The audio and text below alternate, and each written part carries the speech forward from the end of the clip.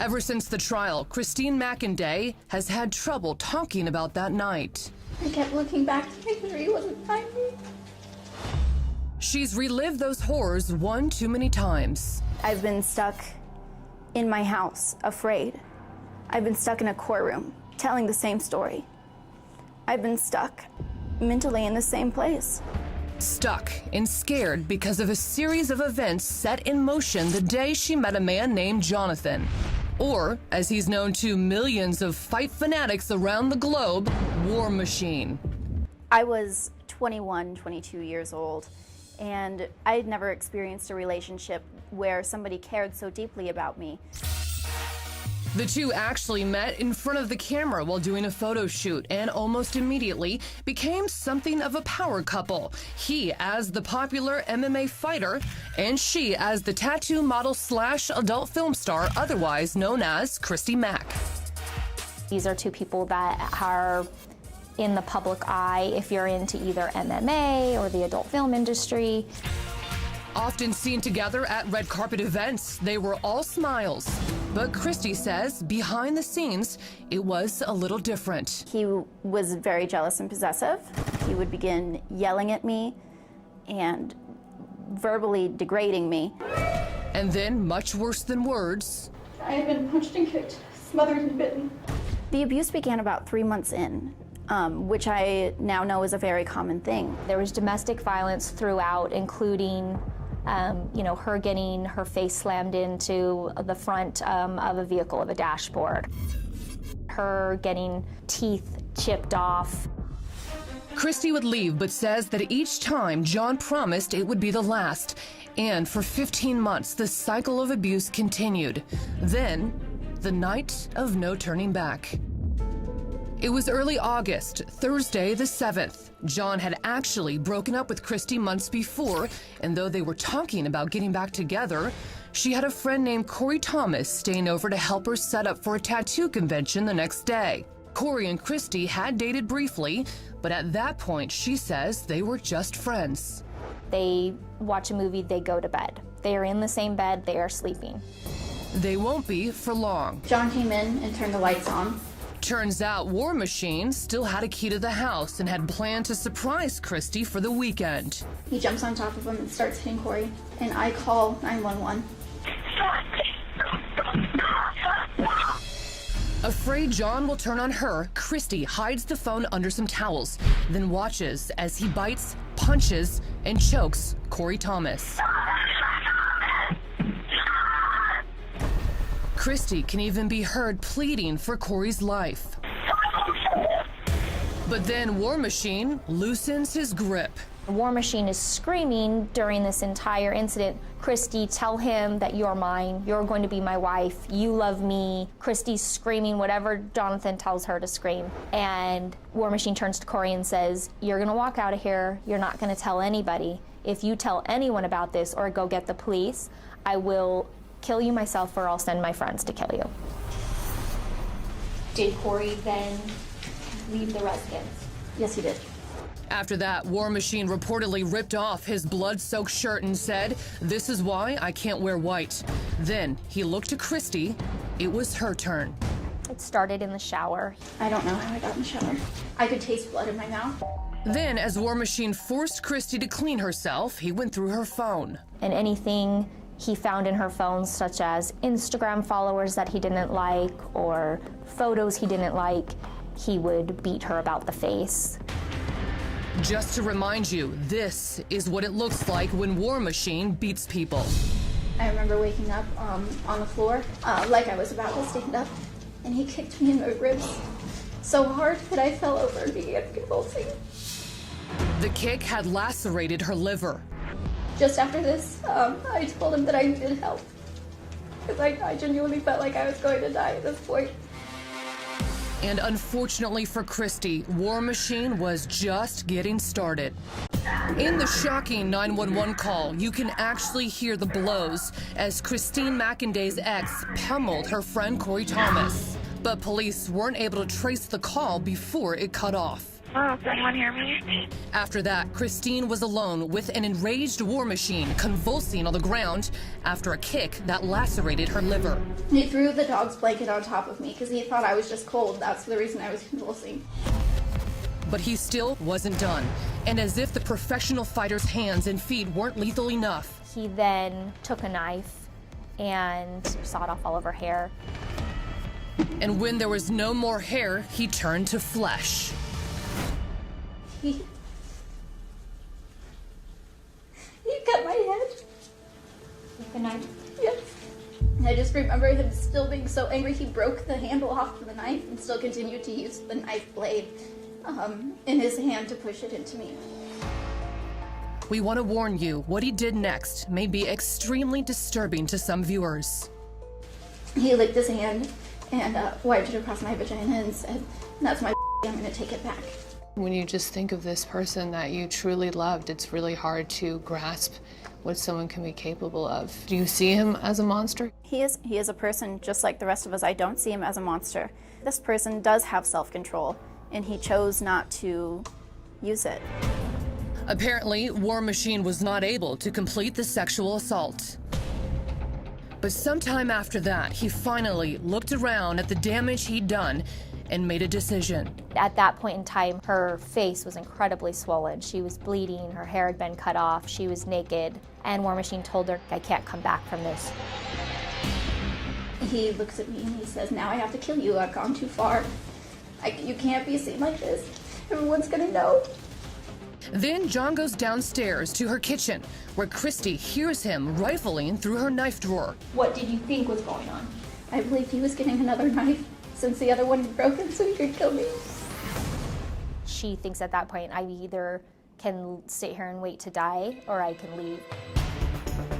And so, wearing nothing but the dog blanket John threw over her, Christy sneaks through a patio door and never looks back. 911 emergency. Yeah, I need police or medical. There is a lady in front of my door beaten up.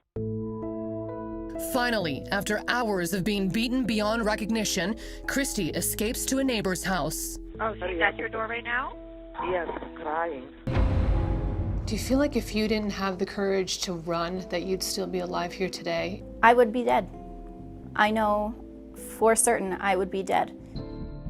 Pictures taken just after EMTs arrive show Christy still wrapped in the dog blanket, suffering from shattered eye sockets, missing teeth, and one lingering question.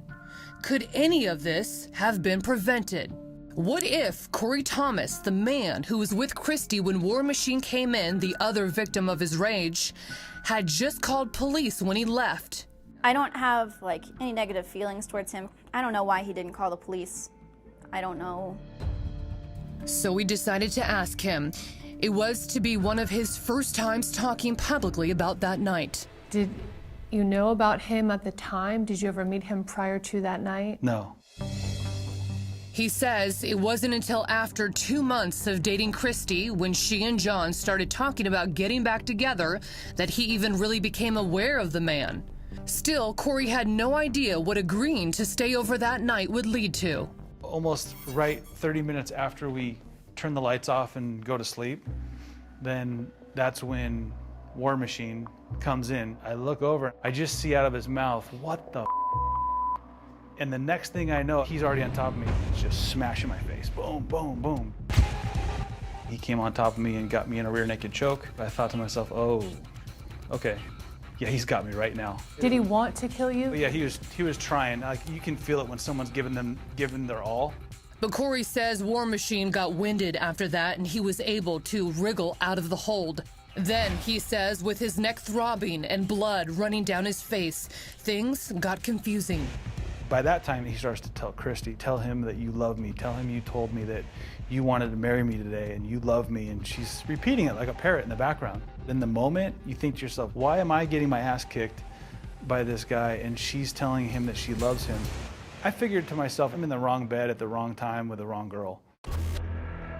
So in a move many might find shocking, when John told him to leave, You crazy kids can work this thing out yourselves. I gathered my stuff and I left. Even more shocking, instead of going to authorities, he went home. Corey did eventually talk to police, but only after a friend of his called 911 first. And that was 2 hours after the attack began. Too late to help Christy. He said that if I snitched, he was going to have his friends kill me. Okay. I think the question that lingers is, why didn't you get help for her when you left? Were you worried about her safety? No, because I thought to myself, we just fought. Fight's over. But if he's brutally beating you, you don't think he would do that to her? Who hits a girl? Like, seriously? You thought they were just gonna make up and talk it out? Yeah. Yeah. And Corey says there were other reasons for him to believe she was fine. Very shortly after he left, Corey got a series of texts from Christy's phone, including one that read, "He calmed down now. Can't believe this happened. I'm so sorry." Corey later replied, "Did he hurt you?" And got this text in response, "No, yelled." It wasn't until later that Corey learned the truth behind the texts. Did you text Corey those messages? No, I did not. They were sent by War Machine, but still, I had to ask. Why not at least call for you? To put him in jail for what he did to you? I don't know, if, like, let's say you were to go to a bar, right? And then there's a girl that you're seeing, and then some other guy comes to the bar and he's seeing her too. And you fight over her, and she picks him and you lose. You gonna call the police and whine about it? Of course, Corey doesn't feel that way anymore. When you saw her after, what went through your mind? I just was like, I want to find this guy and beat him to death. Almost as soon as word got out, it became a media sensation. Celebrity MMA fighter Jonathan War Machine Koppenhaver accused of beating 2 people, one of them his model ex-girlfriend, nearly to death. And if that wasn't a big enough story on its own, Did he then go on the run? Yes, he drives off and he goes on the run. hiding out, though not exactly laying low. Starting just hours after the attack and continuing for the next several days, War Machine takes to social media to send tweets like, "I can't believe this, I must be cursed," and "I'm not a bad guy, I went to surprise my GF, help her set up her show, and to give her an engagement ring, and ended up fighting for my life." So Christy shot back with her own post. Graphic photos of her injuries at the hospital, along with the story of what happened. I knew that I didn't do anything wrong. I wasn't the one that committed crimes. I wasn't the one that almost killed another person. After that, a massive manhunt ensued, including the FBI, U.S. Marshals, and even TV's Dog the Bounty Hunter. Everybody was looking for him. He was found in a hotel in Southern California. Did he surrender peacefully? Or No. Police reportedly had to tase the professional fighter before he finally tapped out. And once in custody, Jonathan War Machine Koppenhaver is charged with a whopping 34 counts, including battery with use of a deadly weapon, sexual assault, and 2 counts of attempted murder. But then, in yet another headline-making turn, Before he went to trial, he was found with, I believe it was a sheet tied around his neck. but War Machine survives to show his contempt at this pretrial hearing just a few weeks later. Was there sexual violence as well? Yes, there was. Specifically, I just like the record to notate that Mr. Koppenhaver is laughing and shaking his head. Objection, Your Honor, he wasn't laughing. I watched him laugh. The trial was a very difficult time for me. It took 2 years to even get to trial. And when the trial finally did get underway, War Machine's defense attorneys made it crystal clear how they intended to make their case. The evidence is going to show that Mr. Koppenhaver was told he had consent to do these things. Even after Corey Thomas took the stand, after all the brutal pictures and days of tearful testimony from Christy, the defense still tried to paint her as nothing more than an adult actress who somehow invited what happened that night. Testified about kind of rules and guidelines about the rape fantasy. There were so many times that I didn't want to do it anymore. There were so many days where I didn't have the strength to continue. I didn't know what ways that they were going to try and tear down my credibility. Part of what you like is to be choked. Sexually? But Christy refused to waver, and finally, roughly 3 years after the horrific attack, it was time for a ruling. Verdict. We, the jury in the above titled case, find the defendant, War Machine, a.k.a. Jonathan Koppenhaver, as follows. Count 1, guilty of battery constituting domestic violence. Count 2, guilty of coercion. The reading of the verdict took over 5 minutes. Guilty of sexual assault. And the War Machine was actually found not guilty of attempted murder for 29 of the other 34 charges. Count 9, count 23, count 32. The verdict was the same. Guilty of battery. But the biggest bombshell was still to come. At sentencing, the judge delivered this stunner. I have to look out for the well-being of the community. He received life in prison with the possibility of parole at 36 years, meaning that his very first opportunity before he even goes before a parole board will be 36 years. And since War Machine is 35 now, that means he'll be over 70 years old before he even has a chance at parole. And if that seems excessive, what society doesn't know about is about the 7 previous victims. You know, one thing that we did during the rendition of sentence is we talked about how many people have had to be hospitalized because of his aggression. This is prior girlfriends, random people walking down the street, security guards, bouncers at clubs. So for people who think, you know, that it's too much, I'd ask, what else can a judge do or a prosecutor do when someone won't stop? Koppenhaver has already lost one appeal, and his lawyers say they plan to take the case to the Nevada Supreme Court. Is there anything you wanted to say to him and didn't or would say at this point? Just stand him up in a room and leave us alone. We'll figure it out. You want your rematch? Yeah, but now I don't care. You know, it's like he has got to deal with his karma, what he's put himself through. You reap what you sow.